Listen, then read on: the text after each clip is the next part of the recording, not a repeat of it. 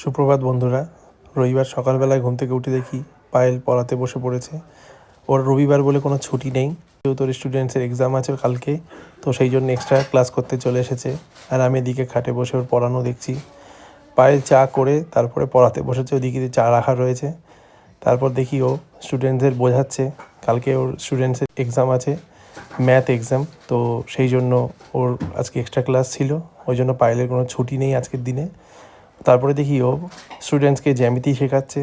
তো অনেক ছোটোবেলার স্মৃতি মনে পড়ে গেল, অনেক কঠিন ছিল জিনিসগুলো।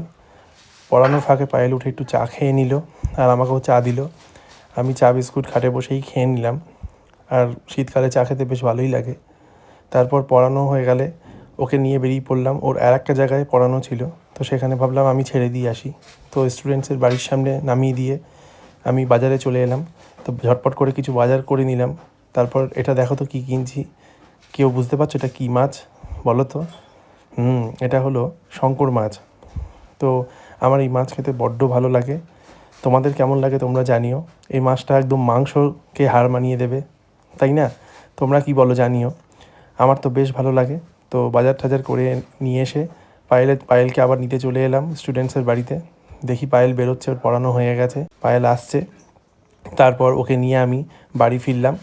তো বাড়ি ফিরে ও জানে না আমি কী বাজার করে এনেছি, তো তাই জন্য ভাবলাম ওকে সারপ্রাইজ দিই।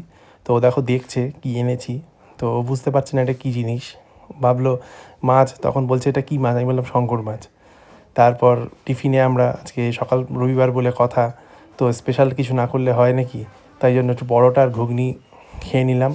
তো রবিবার সকালে এরকম পরোটা ঘুগনি হলে আর কি চাই, একদম রবিবারটা স্মরণীয় হয়ে থাকে, কি বলো তোমরা?